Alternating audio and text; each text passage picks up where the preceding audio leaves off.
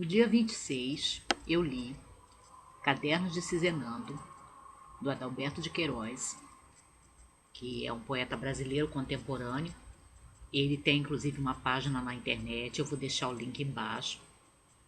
E esse livro reúne boa parte da sua produção de poesia e também alguns textos, e textos assim com uma feitura mais de crônica que ele escreveu na internet. Eu não sou uma boa leitora de poesia, já falei isso aqui antes, até por isso tem pouca coisa de poesia aqui nesse canal. Sou mais de prosa de ficção, se afina mais comigo. E até já falei isso pro Beto, né, o autor do livro. Mas o que eu percebi aqui é que tem umas poesias em que o autor ele dialoga de uma certa forma com os poetas que foram suas influências, né? E até algumas poesias se parecem com um pouco com o estilo desses poetas com os quais ele está conversando, dialogando através da poesia, que são o Manuel Bandeira e o Mário Quintana. Também há outros poetas, especialmente poetisas, que o Adalberto de Queiroz menciona em alguns poemas aqui, né? Falando das suas preferências e daquelas que foram influências para ele, né? Aí ele fala da Adélia Prado, ele fala da Cecília Meirelles e ele fala da Emily Dickinson. Quanto aos textos de prosa, tem um aqui que eu me lembrava vagamente, que aí eu pude reler, eu tenho quase certeza que eu já li numa das páginas da internet, que é uma crônica sobre o riso, que é bem interessante. No dia 23, eu li Páginas Recolhidas, do Machado de Assis, que eu disse até, esse livro, essa edição tem quase 300 páginas, mas eu avisei até que ia ficar menor para eu ler no mês da leitura mágica, porque eu ia ler apenas os textos que eu nunca havia lido, né? Porque aqueles contos, aqueles outros trabalhos que aparecem nesse livro, mas que eu li em outras antologias, eu não ia ler, que era justamente para poder ler o que restasse, né? E dar conta de ler esse volume no mês da leitura mágica. E aí eu li apenas isso. Os contos, os discursos, da parte final tem alguns discursos, como o que ele fez a propósito da estátua que iam levantar em homenagem ao José de Alencar, né? E tem uma outra crônica também, que a gente percebe pela feitura que é crônica. Dos textos que eu não havia lido, de páginas recolhidas, eu fiquei reparando, não pela primeira vez, esse lado do Machado contista, que é o lado do Machado de Assis que eu gosto, já falei aqui, que é encontrar temas originais para os seus contos, né? Fazer algumas coisas que eu, pelo menos, nunca havia lido, encontrado em textos de outros autores, brasileiros ou estrangeiros. E aqui a gente tem alguns desses contos que são assim bastante originais no seu tema, né? Na sua abordagem, no seu tema, daquilo que ele resolve transformar em conto. Por exemplo, tem um conto aqui, O Cão com a Lata ao Rabo, que ele diz logo de início que esse tema, né, foi dado a um grupo de estudantes e que aí cada um deles tratou esse assunto de uma forma e que aí ele ia transcrever as redações de cada um dos estudantes a partir desse tema. O cão com a lata ao rabo. E aí você tem isso. Você tem 3 maneiras de tratar esse tema. Seja com uma linguagem mais ousada, né, mais criativa, mais inventiva, seja com um tratamento mais formal, seja com um tratamento histórico, de onde é que veio, né, como surgiram os primeiros cães, de onde é que veio a lata, né, o alumínio, etc. E aí ele transforma essa ideia de vários tratamentos possíveis a um tema de redação no conto. É uma ideia original. Mas o conto que eu mais gostei, dos que eu nunca tinha lido aqui, é Papéis Velhos, que usa um tema até que eu já conheço, e que uma vez até escrevi um conto sobre esse assunto, mas completamente diferente do Machado de Assis, e que a gente pode ter uma visão filosófica a propósito, que é, aliás, a visão do próprio Machado no final do conto, no Papéis Velhos, quando você contrasta essas duas questões. das emoções humanas e a passagem do tempo. Logo no início de Papéis Velhos, a gente tem um homem que está assim muito decepcionado, né, que acabou de passar por um revés e está assim muito desgostoso, muito desiludido, a ponto de tomar assim uma decisão radical, levada, né, por aquele aborrecimento, aquela desilusão. E ele acaba mexendo em algumas cartas antigas, né, e começa a reler algumas cartas antigas, os papéis velhos do título. E aí ele vê que ele já passou por outros revés, ele recorda que ele já passou por outras dificuldades, por outras desilusões, por perdas, né, por sofrimentos, por amores não correspondidos ou que não se realizaram, etc. E ele sobreviveu. E essa é a questão. Às vezes nós somos levados, como humanos que somos, por aquela emoção do momento, né, aquele desespero, aquela tristeza, aquela decepção, aquela dor, e pensamos que aquilo nunca vai passar. Mas aquilo vai passar. Aquilo vai passar. E essa é a conclusão final, essa é a conclusão filosófica de Papéis Velhos. O personagem ser recordado que não é a primeira vez que ele passa uma dificuldade, que ele passa uma perda, que ele passa uma decepção, mas que ele sobreviveu àquilo. E ele vai sobreviver a esses novos reveses, outra vez. Como se diz que o tempo é o melhor remédio, gostei muito de Papéis Velhos. Aí no dia 28 eu li a segunda peça aqui do George Buchner, que é esse escritor alemão do início do século XIX, Leonce Lena. Eu havia lido o Wojciech, né, que é uma tragédia, no mês Alemanha. E aí eu li essa comédia, que é o Leonce Lena, na quarta-feira última, no dia 28. Que é até muito curtinha, tem pouco mais de 40 páginas nessa edição. E que é assim anárquica, né? Eu levei até um tempo para me localizar um pouco, porque os personagens, especialmente o príncipe Leonce, né? Ele está levado por um tédio tão grande que ele diz assim um monte de disparate se você fica tentando se situar dentro da peça. Afinal de contas, o que está acontecendo? Ela tem um tom assim de anarquia, um tom de brincadeira com tudo, né? Com todos os sentimentos, com todas as convenções, né? Nos diálogos. E aí a gente vai percebendo que é realmente o tratamento de comédia que o autor está dando, né? Não levando nada a sério. Nem o pai do Leonce não é levado muito a sério, né? O rei mesmo. Ele também parece não se sentir confortável com o poder ou achar que as coisas são sempre um tanto, como dizer, um tanto tão automáticas, né? Tão determinadas que ele não precisa fazer força para ser rei. É só lendo, para quem está ouvindo de repente não vai ter uma ideia de onde é que está a graça, mas dá para rir com Leonce Lena. Por esse tom anárquico, esse tom que satiriza o poder, que satiriza as convenções, que satiriza as classes sociais, as posições sociais, os deveres das posições sociais das pessoas, né?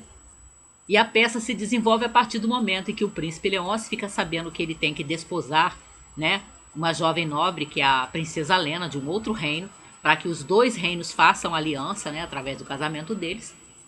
E ele não quer se casar com essa moça, né? E aí ele foge do reino junto com o Valério, que é o criado dele, e que é a figura responsável por praticamente quase todos os trechos em que a gente ri em Leonce Lena, né? Que o Valério tem alguma coisa dos bobos das comédias do Shakespeare.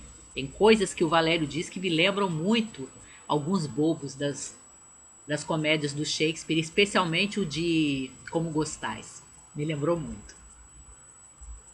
Ao mesmo tempo, no reino onde vive a princesa Lena, né, que é a noiva determinada para o Leonce, para ser sua futura esposa, ela também ficou sabendo que ela vai ter que se casar com esse príncipe que ela nem conhece, que ela não gosta, né, porque ela não o conhece. Então ela também resolve fugir junto com a sua governanta. E é claro que no meio do caminho os dois vão se conhecer sem saber quem eles são e vão acabar gostando do outro, né? E aí a ideia da peça seria essa, né? Essa ironia e esse riso. Que o Leonce e a Lena acabaram escolhendo um ao outro sem saber que eram as pessoas que já tinham sido escolhidas uma para a outra. é bem divertido, vale a pena ler e dá para dar algumas risadas. Aí, para sair completamente da risada, na quinta-feira eu li, no dia 29, Matilda, da Mary Shelley, a autora do Frankenstein. Essa novela ela terminou de escrever quando tinha apenas 23 anos, em 1820, e ela apresentou para o pai dela, né, que era editor, William Godwin, para que ele publicasse, mas o Godwin ficou tão chocado com a novela da filha que ele se recusou a publicar, e inclusive se recusou a devolver a ela um único manuscrito, né, a única cópia de Matilda. E essa novela só foi descoberta já no século XX e publicada assim em 1959. Ou seja, mais de 100 anos depois que a autora havia escrito. Matilda é a história profundamente dramática, dramática mesmo, muito séria, muito densa, muito pesada, de um incesto não consumado entre pai e filha. A linguagem da Mary Shelley é assim cuidadosa quanto a esse assunto, mas é clara, você percebe que é disso que ela está falando. Mas os personagens dela, o pai e a filha, levam isso extremamente a sério. Isso não é tratado de uma forma em que os personagens racionalizem, né, esse sentimento doentio, monstruoso, né, anormal. Inclusive eu fiquei com muita, não esperava, mas fiquei com muita compaixão pelo pai da Matilda, porque o tempo todo ele luta com esse sentimento anormal que está nele, né? De desejar a própria filha. Em nenhum momento ele entra naquele jogo de racionalizar, né, a sua paixão incestuosa lhe dando um nome bonito. Ele não faz isso. E é isso que vai levar à tragédia. E embora Matilda seja completamente inocente, né? Ela não tem esse tipo de sentimento pelo pai. Ela o ama como pai mesmo, como uma filha deve amar. Quando surge a tragédia mesmo dentro da peça, o momento clímax, assim, que aí a desgraça, ladeira abaixo, é só desgraça que acontece aqui. A gente percebe que a Matilda vai ser levada por uma espécie de sentimento de culpa, como se ela tivesse sido contaminada, contagiada de alguma forma, como se ela tivesse culpa de ter gerado aquilo, né? Gerado de repente no pai aquele tipo de sentimento. Então é um texto, uma novela assim extremamente pesada, extremamente séria, muito dramática, que a linguagem mesmo da Mary Shelley, que é uma representante, né, do movimento romântico, né, da escola romântica, o marido dela, o Percy Shelley, era poeta romântico, os amigos, né, que os cercavam, né, o Lord Byron era um poeta do romantismo, o Keats também.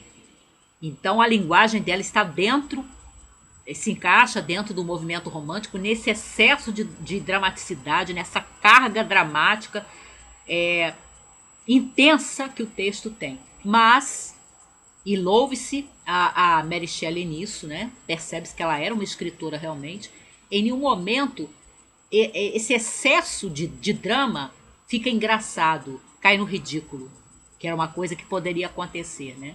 Porque é realmente só dor e só sofrimento que a gente tem aqui em Matilda. A um ponto em que teve um momento que eu fiquei pensando, né? É a própria Matilda quem narra a história pra gente, ela é a protagonista narradora, que eu fiquei pensando que não era possível alguém conseguir sofrer tanto assim sem, de repente, se, se partir em mil pedaços, né? Você tem impressão assim tão grande, o texto passa uma impressão tão profunda do sofrimento da Matilda, né? Da dor da Matilda, que você pensa assim, não, uma criatura de carne e osso não pode sofrer tanto assim sem ser destruída por essa dor. É muito bem escrita. Eu não senti dificuldade de ler em termos de qualidade do texto ou de falta de ritmo, apesar de não acontecer tantas coisas, né? Mas é um texto, por outro lado, difícil de ler, porque a carga dramática dele é notavelmente, profundamente pesada. Aí, hoje, sexta-feira, dia 30, último dia do mês da leitura mágica, eu li, e eu esqueci de marcar aqui, desmarquei, a peça Hipólito, do Sêneca, desse livro aqui que tem várias peças, e eu ainda não havia lido Hipólito, do Sêneca, em que esse filósofo e dramaturgo, né, do período da Antiguidade Latina, o Sêneca, trata desse tema que faz parte dos mitos e lendas da mitologia grega, né? Mitologia greco-romana, que é a história da Fedra, que é essa segunda esposa, né, do Teseu, que o desposa e começa a conviver com seu enteado, né, filho da esposa anterior, né, do Teseu, e ela acaba se sentindo atraída pelo próprio enteado, que é o Hipólito, né, que dá o nome à peça. E dá até para a gente fazer um contraste com o Matilda, da Mary Shelley, porque enquanto o pai da Matilda o tempo todo luta com os seus sentimentos, né, luta com isso que ele está sentindo pela filha, que não é normal e que ele não chama, né, de nenhum outro nome que não o de uma coisa monstruosa e anormal, a gente vê que a Fedra de início está lutando com o sentimento, mas depois ela começa, né, a achar que aquele sentimento pode